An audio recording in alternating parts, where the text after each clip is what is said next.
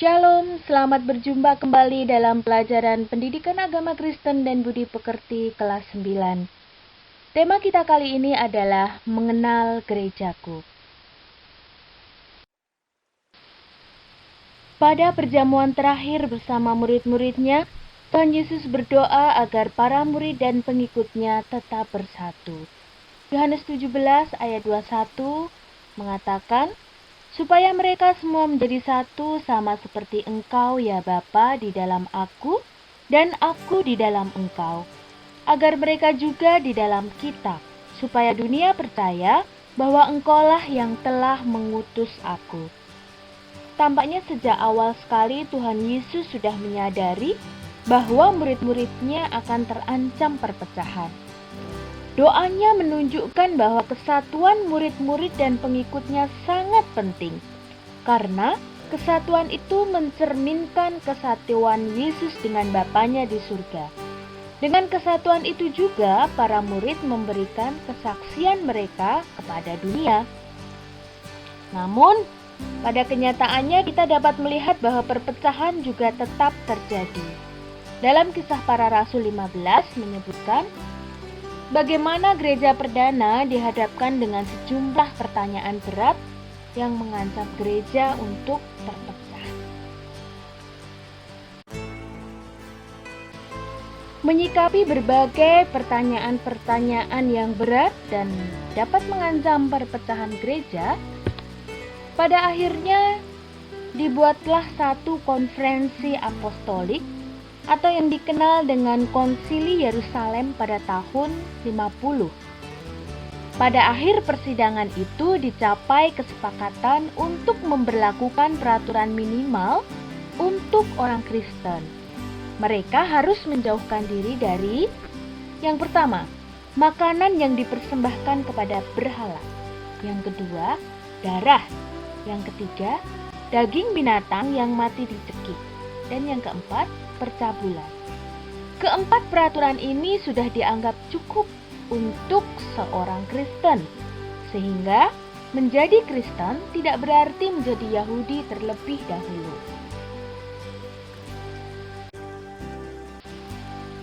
Perpecahan yang diselesaikan di konferensi Yerusalem bukan yang terakhir. Di Korintus juga terjadi hal yang sama. Terjadi perpecahan gereja ketika orang-orang saling berkelompok berdasarkan rasul-rasul tertentu. Ada yang mengaku sebagai anggota golongan Paulus, Apolos, Kefas atau Petrus, bahkan Kristus. Masing-masing menganggap pemimpinnya lebih hebat dari yang lain. Ada pula anggota-anggota jemaat di sana yang membangga-banggakan diri mereka berdasarkan karunia-karunia roh yang mereka miliki. Ada yang membanggakan karunia untuk mengadakan mujizat, membedakan bermacam-macam roh, berkata-kata dengan bahasa roh, menafsirkan bahasa roh, dan lain-lain.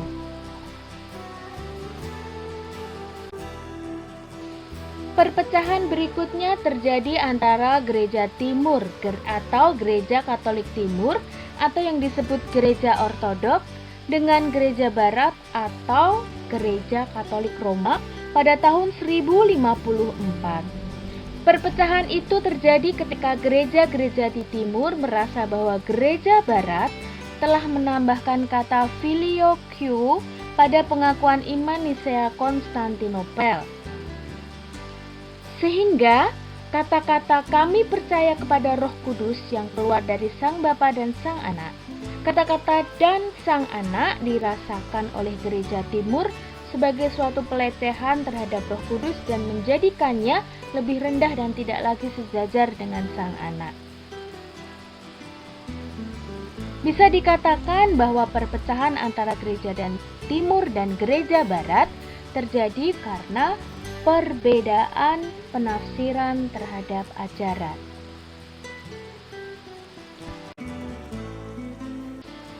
Perpecahan selanjutnya terjadi tahun 1517.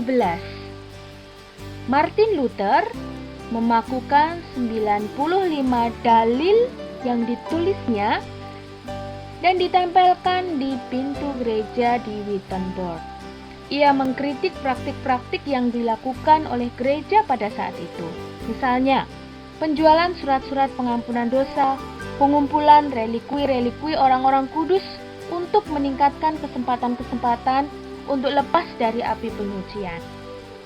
Perpecahan-perpecahan lainnya terus terjadi, biasanya karena perbedaan pemahaman tentang ajaran, praktik ibadah, dan organisasi gereja.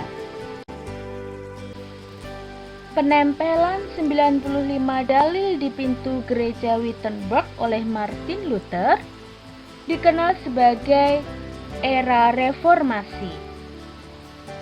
Sehingga lahirlah kekristenan atau yang kita kenal dengan Kristen Protestan.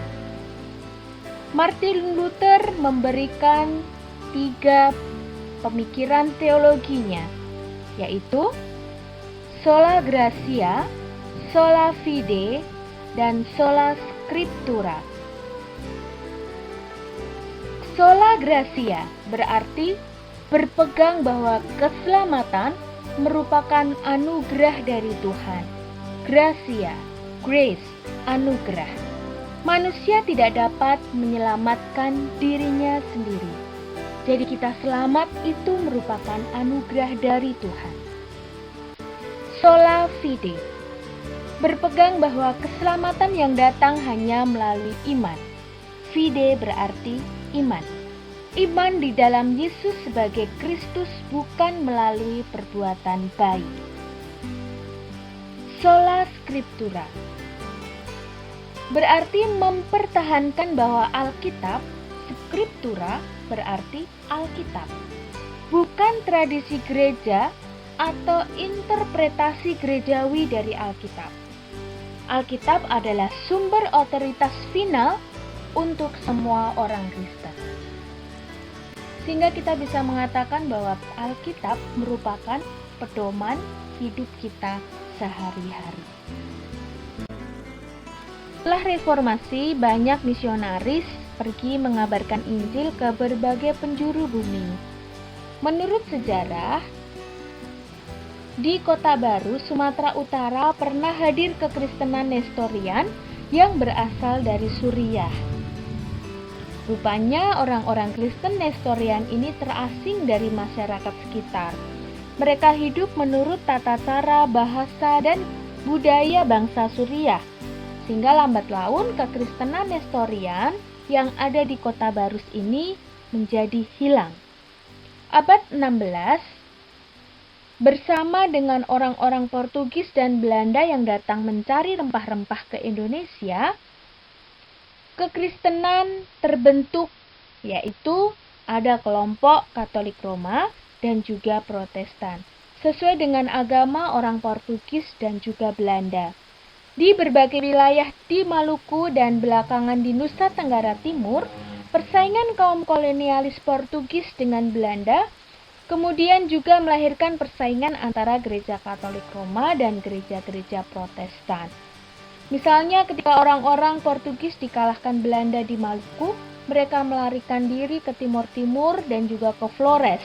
Di sana mereka membentuk kelompok-kelompok umat Katolik Roma.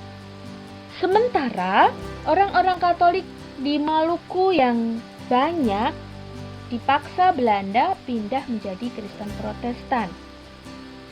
Di Maluku, orang-orang Kristen Protestan kemudian membentuk apa yang disebut dengan Indonesian Church atau Gereja Hindia yang kita kenal dengan sebutan Gereja Protestan Indonesia.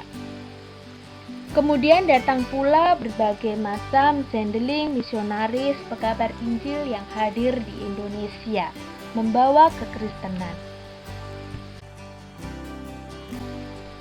Macam-macam sending atau badan pekabar Injil yang ada di Indonesia, misalnya GZB atau Gereformed Zendingsbond, NZV Nederlands Zendingsvereniging, NB Nederland Bijbelsgemeenschap, NGZV Nederlands Gereformed Zendingsvereniging, Utrecht dan Zendingsvereniging.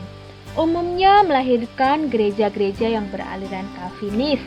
Dikenal juga dengan nama lainnya yaitu Hervormd, Reformed, Reform atau Presbyterian. Lembaga-lembaga penginjilan dari Jerman, misalnya RMK, yang bekerja di Tanah Batak, Nias, Kepulauan Mentawai, Kalimantan, melahirkan gereja-gereja Lutheran di Indonesia. Sedangkan EMS yang melayani di Sulawesi, Bali, Halmahera, dan juga Basel Mission kini berganti nama menjadi Mission 21 yang bekerja di Kalimantan Tengah, Jawa Barat, dan Sumatera Selatan. Gereja di Indonesia terbentuk lewat pelayanan-pelayanan di suku-suku tertentu. Gereja yang melayani di kalangan suku-suku tertentu ini melahirkan gereja-gereja suku, misalnya Gereja Toraja, Gereja Batak, Gereja Jawa, dan lain sebagainya yang berbasis dari kesukuan.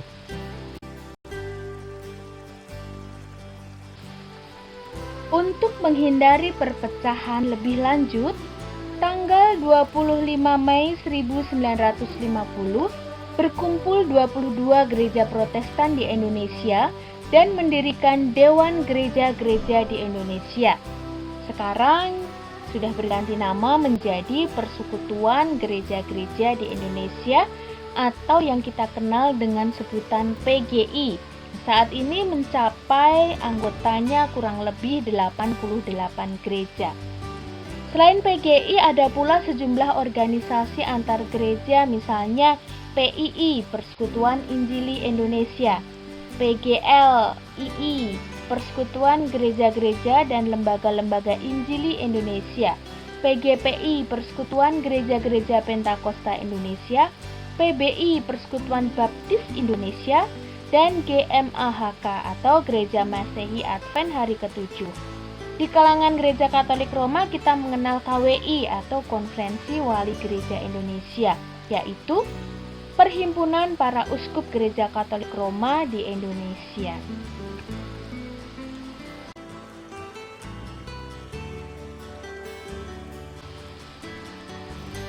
Sudah menjadi kewajiban kita sebagai gereja untuk mewujudkan doa Tuhan Yesus menjadi satu. Pada bulan Mei 2013 menjelang sidang raya ke-10 Dewan Gereja-Gereja Sedunia, gereja-gereja di Indonesia mengadakan Celebration of Unity atau perayaan keesaan.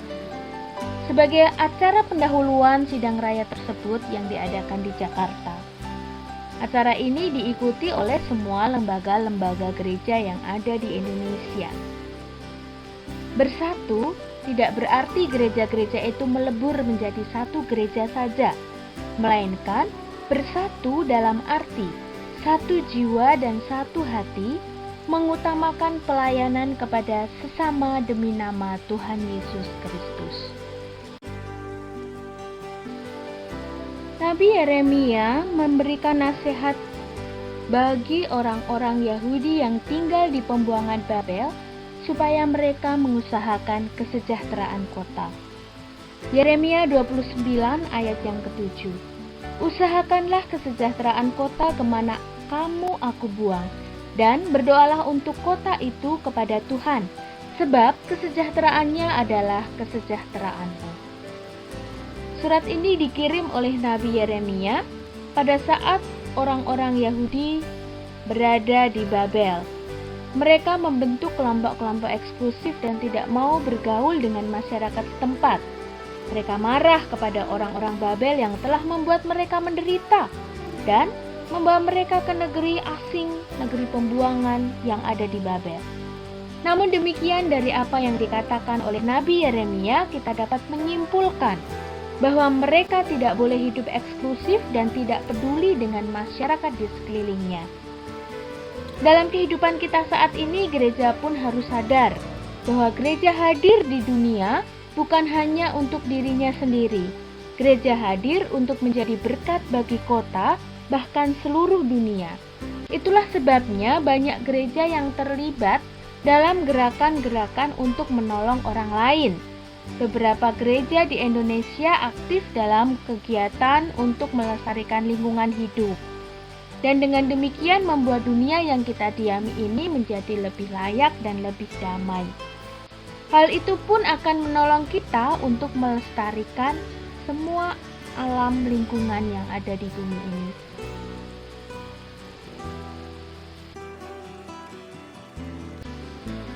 Ada banyak gereja di dunia. Gereja-gereja umumnya lahir dari perpecahan. Padahal Tuhan Yesus tidak menghendaki perpecahan gereja, karena hal ini akan menghambat kesaksian gereja kepada dunia, bahwa Tuhan Yesus telah mendamaikan seluruh umat manusia. Karena itu, gereja-gereja terpanggil untuk mengusahakan persatuan dan kerjasama yang baik antara satu dengan lainnya. Gereja juga terpanggil untuk mengusahakan kesejahteraan umat manusia di dunia. Ada banyak hal yang telah dan dapat dilakukan oleh gereja. Misalnya, melestarikan lingkungan hidup dan berjuang melawan perusakan. Masih banyak tugas lain yang dapat dikerjakan oleh gereja di dunia untuk mewujudkan keberpihakannya bagi kehidupan. Untuk mempelajari sejarah gereja Protestan, kalian dapat mengakses di alamat berikut ini, id.wikipedia.org/wikiprotestanisme. Untuk mempelajari lebih jelas mengenai sejarah perkembangan gereja, kalian dapat membaca dan mendalami materi melalui link berikut ini. ID Wikipedia org Wikiprotestanisme. Mari kita berdoa. Tuhan, kami bersyukur atas gereja kami yang telah Engkau ciptakan di dunia. Engkau telah memanggil kami orang-orang berdosa yang Engkau ingin pakai untuk menjadi penyalur berkat-berkat-Mu di dunia. Tolonglah kami, anak-anak-Mu, agar kami tidak menjadi orang-orang yang egois, yang hanya memikirkan dan mementingkan diri kami sendiri. Tolonglah kami agar gereja kami benar-benar dapat menjadi garam dan terang di dalam dunia. Dalam nama Tuhan kami, Yesus Kristus, kami berdoa. Amin.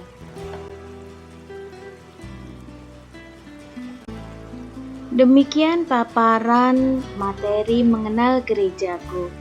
Selamat belajar, Tuhan memberkati. Sampai jumpa di materi berikutnya.